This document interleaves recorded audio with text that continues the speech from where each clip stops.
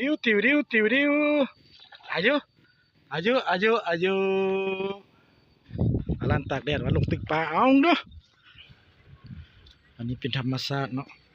มื้อนี้มานาคูนน้อยมื้อนี้มานาคูนน้อยที่ลงไปตึกปลาน้องพอดองไปเบิ่งว่าปลาสิมีหลายบ่พุ่นลานขี้ดื้อมันแล่นไปพุ่นก่อนละ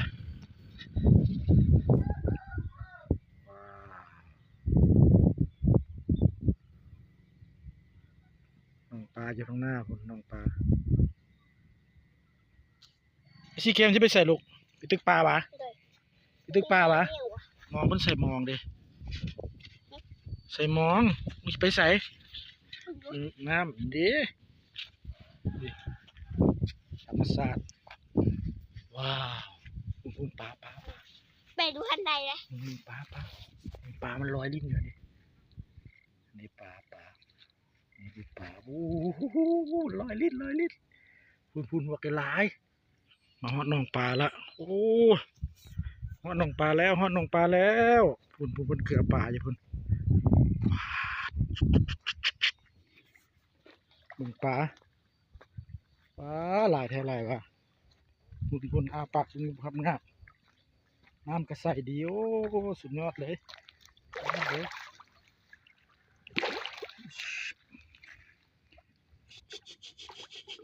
โอ้หลายแท้หลายวะว้าวหลายแท้อ๋อพุ่นเอาห้ามเกลือมันเอาห้ามเกลือมันดึงมันสิมาไล่ปะเด้อมาเร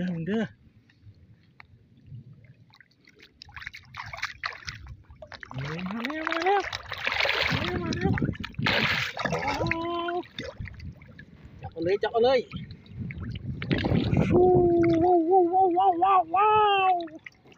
สุดยอดเลยนี่อาปากว้าว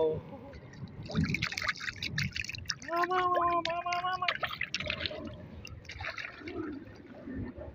ห้ามดิ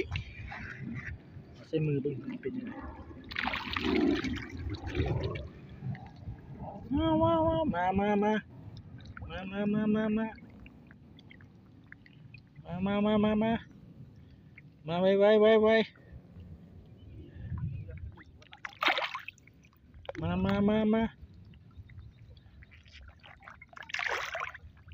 วมา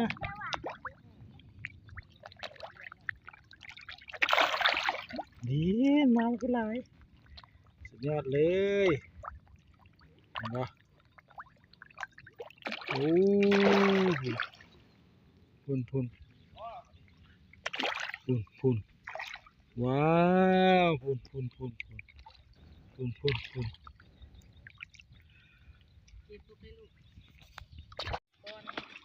อาสิเจตึกวะลูกสิตึกปลาวะบ่ลูกสิตึกวะลูกสิตึกปลาวะปีนหน้ามาใช่ไหมยกมือแน่ว้าวล้อมเนาะล้อมือจังน้อยเนาะพุ่นปลาพวกนี้หลายพุ่นตอนนี้ล้านสิลงมือเบิ่งลงไอ้เจมไอ้สิเกมลูกเอาลงให้เป็ดลงมันคอยไปแล้วดึงก็ได้ลูกเด้อเอาเด้อเฮ็ดลูกได้ดึงตัวว้าวนี่บ่ผลงานหลา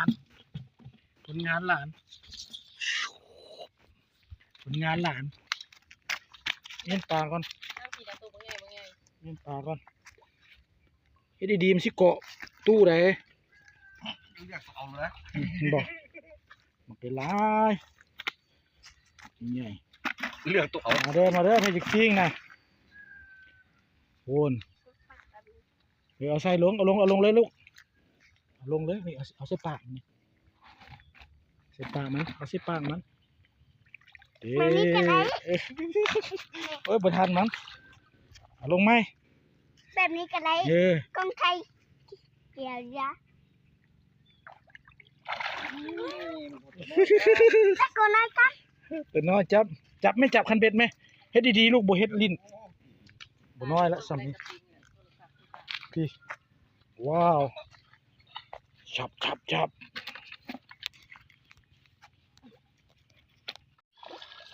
เอาดึงขึ้นมาค่อย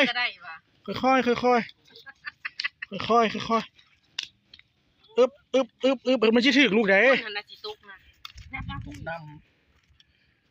วู้เฮ็ดดีๆลูกเฮ็ดดีๆรอมันลูกรอมัน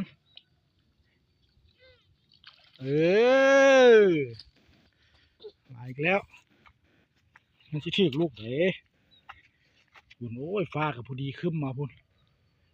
งามหลายธรรมชาติอย่าเฮ็ดแนวนั้นบ่เฮ็ดแนวนั้นลูกบ่เฮ็ดแนวนั้นยกขึ้นติดแล้วโอ้ยลงไหมติดแล้วตัวบักใหญ่เลยแดงเลยตัวดีแดงเลยย่างมาพี่ลูกย่างมาพี่ว้าวเก่งหลายยกโป้ได้ว้าวมาส่วนตู้เป็นยังไงมาส่วนตู้ปองเป็นยังไงคักบ่ม่วนบ่มื้อหน้ามาอีกบ่เดี๋ยวมื้อหน้าจะพามาอีกเด้อติดแล้วค่อยดึงมาค่อยดึงค่อยดึงมาเก่งหลายเป็นนั่นแหละค่อยดึงมาลากขึ้นถอยหลังลูกถอยหลังย่างถอยหลังเย็ดเก่งหลาย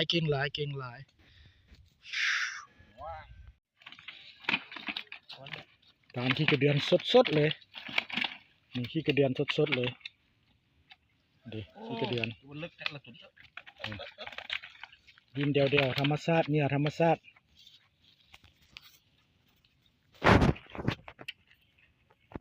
เอาเลยเอาลงเลย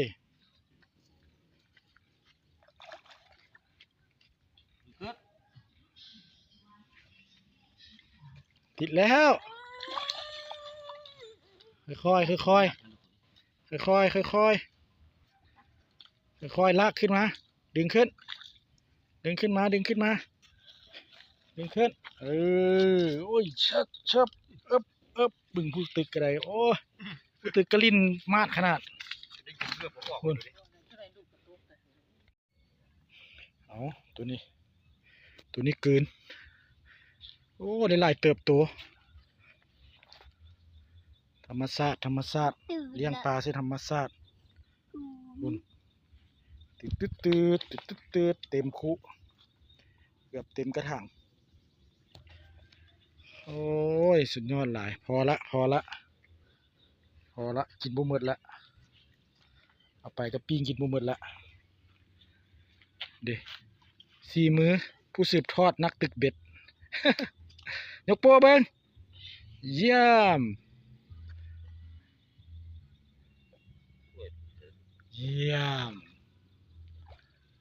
เกลืออีกก็เรียกก่อนสิกลับแล้วเกลืออีกฮึบนี่มาแล้วปุ่นว้าวปุ่นมาไปเลยบลูบอ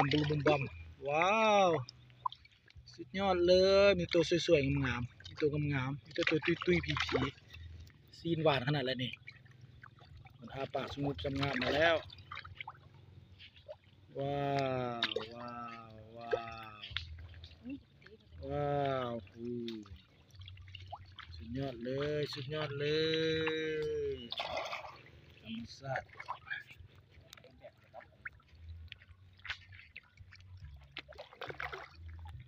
ว้าวคือแบบนี้เนี่ยก็เลยโก๊ะ